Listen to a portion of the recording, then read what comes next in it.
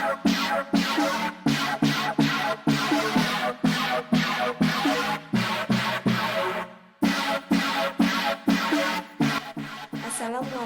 warahmatullahi wabarakatuh. Kami dari kelompok 8 akan mempresentasikan hasil diskusi kami yang berjudul Hubungan Antropologi dengan Ilmu-ilmu Lainnya, Asimilasi dan Akulturasi. Sebelumnya perkenalkan anggota kelompok kami, yaitu saya sendiri, Leni Widianti, Nur Oktaviana, Umi Latifah, dan juga Siti Arifah.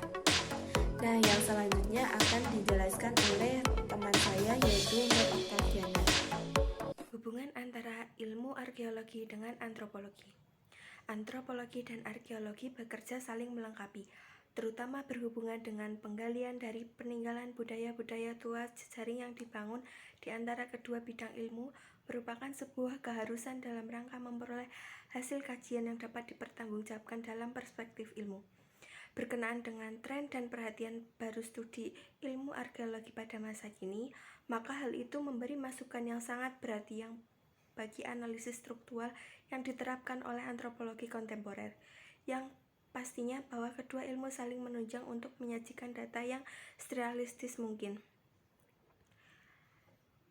Hubungan antropologi dengan ilmu sejarah. Ilmu sejarah merupakan ilmu bantu yang sangat penting bagi antropologi, terutama dalam kaitan mengenal sejarah awal dan berkembangnya suatu suku bangsa yang dijadikan objek kajian atau penelitian. Pola pendekatan yang dilakukan ilmu antropologi ketika mengadakan studi mengenai manusia bersifat holistik, dengan memperhatikan segala aspek kehidupan manusia dalam masyarakat. Sedangkan sejarah sering hanyalah menyoroti manusia dengan memperhatikan dimensi manusia yang terbatas, karena mereka memusatkan kajian pada karakteristik dokumenter atau fungsional dalam strategi dan metode kajian. Jadi, ilmu sejarah selalu menerapkan pendekatan yang parsial dengan berpegang teguh pada program yang sederhana, umum namun sangat gambling. Sedangkan ilmu antropologi mengkaji manusia secara umum dalam bentangan waktu dan tempat yang umum serta berlaku sepanjang segala masa. Hubungan antropologi dengan ilmu ekonomi. Dalam hal ini, peranan ilmu antropologi tak dapat diabaikan oleh ilmu ekonomi. Terlebih upaya untuk meningkatkan kualitas kehidupan ekonomi masyarakat. Pembangunan ekonomi berbasis pada kebijakan lokal. Itu berarti kajian ekonomi masyarakat sangat membutuhkan refleksi antropologis, dan sebaliknya kajian ekonomi masyarakat merupakan bahan atau data yang baik bagi refleksi antropologi pembangunan. Hubungan antropologi dengan ilmu hukum. Hukum dalam perspektif antropologi dipelajari sebagai bagian yang integral dari kebudayaan secara keseluruhan, dan karena itu hukum dipelajari sebagai produk dan interaksi sosial yang struktur sosial. Hukum dipelajari sebagai proses sosial yang berlangsung dalam kehidupan masyarakat.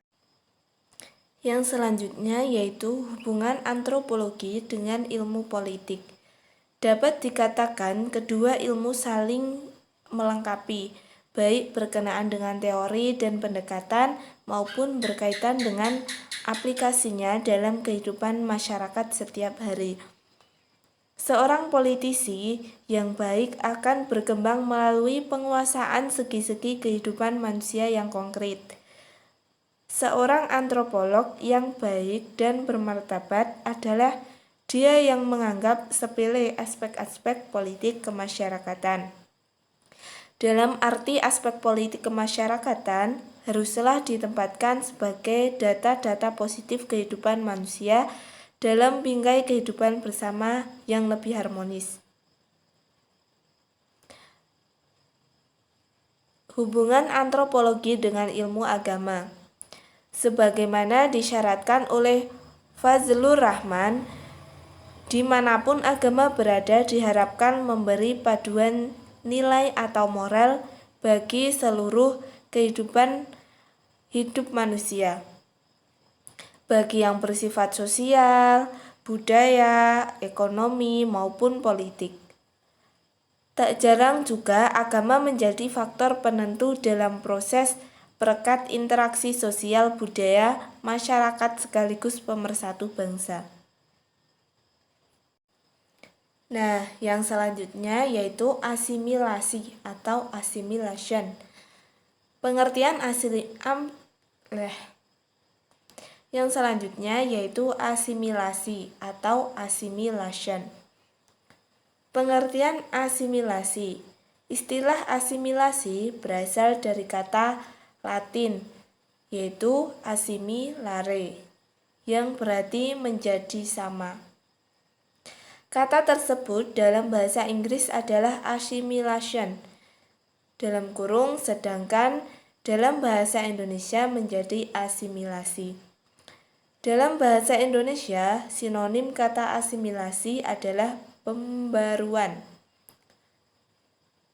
Nah, asimilasi merupakan proses sosial yang terjadi pada tingkat lanjut. Proses tersebut ditandai dengan adanya upaya-upaya untuk mengurangi perbedaan-perbedaan yang terdapat di antara perorangan atau kelompok-kelompok manusia. Asimilasi dapat didefinisikan sebagai suatu proses sosial yang ditandai dengan adanya usaha-usaha mengurangi perbedaan-perbedaan yang terdapat antara orang perorangan atau kelompok-kelompok manusia dan juga meliputi usaha-usaha untuk mempertinggi kesatuan, tindak, sikap, dan proses-proses mental dengan memperhatikan kepentingan-kepentingan dan tujuan-tujuan bersama. Nah, itu adalah pengertian dari asimilasi. Dalam pengertian yang berbeda, Konjaningrat 2009 menyebutkan asimilasi adalah proses sosial yang timbul bila yang pertama ada golongan-golongan manusia dengan latar kebudayaan yang berbeda-beda. Yang kedua, kebudayaan golongan-golongan tadi masing-masing berubah sifatnya yang khas dan juga unsur-unsurnya masih berubah wujudnya menjadi unsur-unsur kebudayaan campuran. Biasanya golongan-golongan yang bersangkutan dalam suatu proses asimilasi adalah suatu golongan mayoritas, beberapa golongan minoritas. Yang terakhir, saling bergaul langsung secara intensif untuk waktu yang lama.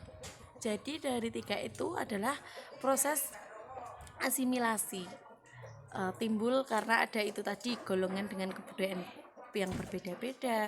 Terus dari golongan tadi itu bisa berubah sifatnya atau khas.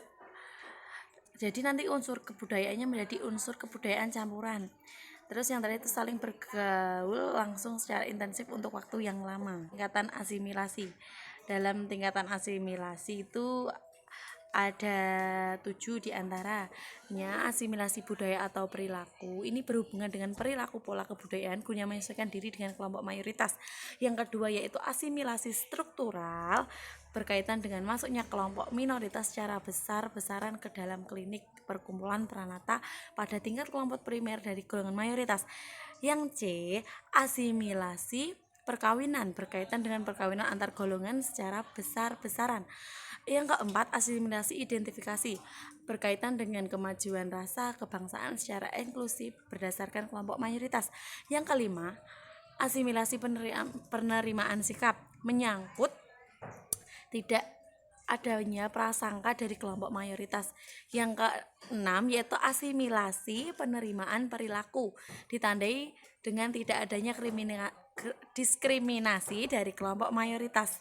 Yang terakhir, asimilasi kewarganegaraan, berkaitan dengan adanya perbenturan atau konflik nilai dan kekuasaan dengan kelompok mayoritas. Untuk selanjutnya yaitu poin yang ketiga, akulturasi. Apa sih pengertian dari akulturasi? Akulturasi sendiri adalah suatu proses sosial yang timbul manakala suatu kelompok manusia dengan kebudayaan tertentu dihadapkan dengan unsur dari suatu kebudayaan asing. Kebudayaan asing itu lambat laun diterima dan diolah ke dalam kebudayaannya sendiri tanpa menyebabkan hilangnya unsur kebudayaan kelompok itu sendiri, atau juga bisa didefinisikan sebagai perpaduan antara kelompok budaya yang berbeda yang berlangsung dengan damai dan serasi. Yang ketiga yaitu contoh akulturasi budaya. Wujud akulturasi tersebut meliputi unsur-unsur budaya sebagai berikut. Yang pertama yaitu bahasa. Wujud akulturasi dalam bidang bahasa dapat dilihat dari adanya penggunaan bahasa Sanskerta yang dapat ditemukan sampai sekarang, di mana bahasa Sanskerta yang memperkaya perbendaan bahasa Indonesia. Yang kedua yaitu religi atau kepercayaan. Sistem kepercayaan yang berkembang di Indonesia sebelum agama Hindu-Buddha masuk ke Indonesia adalah kepercayaan yang berdasarkan pada animisme dan dinamisme. Nah, selanjutnya yaitu organisasi sosial kemasyarakatan. Wujud akulturasi dalam bidang organisasi sosial kemasyarakatan dapat dilihat dalam organisasi politik, yaitu sistem pemerintahan yang berkembang di Indonesia setelah masuknya pengaruh India. Dengan adanya pengaruh budaya India tersebut, maka sistem pemerintahan yang berkembang di Indonesia adalah bentuk kerajaan yang diperintah oleh seorang raja secara turun-temurun. Selanjutnya yaitu sistem pengetahuan. Wujud akulturasi dalam bidang pengetahuan salah satunya yaitu perhitungan waktu berdasarkan kalender tahun Saka, tahun kepercayaan Hindu. Nah, selanjutnya yaitu peralatan hidup dan teknologi. Salah satu wujud akulturasi dari peralatan hidup dan teknologi terlihat dalam seni bangunan. Candi, seni bangunan candi tersebut memang mengandung unsur budaya India, tetapi keberadaan candi-candi di Indonesia tidak sama dengan candi-candi yang ada di India. Karena candi yang ada di Indonesia hanya mengambil unsur teknologi pembuatannya melalui dasar-dasar teoritis yang tercantumkan dalam kitab Silpa Sastra, yaitu sebuah kitab pegangan yang memuat berbagai petunjuk untuk melaksanakan pembuatan arca dan bangunan. Selanjutnya yaitu kesenian. Wujud akulturasi dalam bidang kesenian terlihat dari seni rupa, seni sastra, seni pertunjukan. Dalam seni rupa, contoh wujud akulturasi dalam ini dilihat dari relief dinding candi yang timbul atau gambar timbul pada candi tersebut. Yang keempat yaitu faktor pendukung dan penghambat akulturasi. Adapun faktor pendukung yaitu yang pertama, kontak dengan kebudayaan lain. Yang kedua, sistem pendidikan formal yang maju. Yang ketiga, sikap menghargai hasil karya seseorang dan keinginan untuk maju. Yang keempat, toleransi terhadap perbuatan-perbuatan yang menyimpang. Yang kelima, sistem terbuka pada lapisan masyarakat. Yang keenam, adanya penduduk yang heterogen. Yang ketujuh, ketidakpuasan masyarakat terhadap bidang-bidang kehidupan tertentu.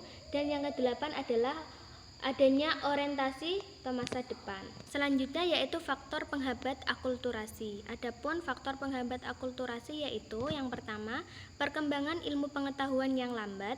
Yang kedua, sikap masyarakat yang tradisional. Yang ketiga, adanya kepentingan yang telah tertanam dengan kuat. Yang keempat, kurangnya hubungan dengan masyarakat lain. Yang kelima, adanya prasangka buruk terhadap hal-hal baru. Dan yang keenam adalah hambatan yang bersifat ideologis. Dan yang terakhir yaitu adat atau kebiasaan. Sekian presentasi dari kami. Apabila ada kesalahan dalam menjelaskan, kami mohon maaf. Semoga apa yang kami presentasikan bermanfaat bagi kalian. Kurang dan lebihnya, kami mohon maaf. Saya akhiri. Wassalamualaikum warahmatullahi wabarakatuh.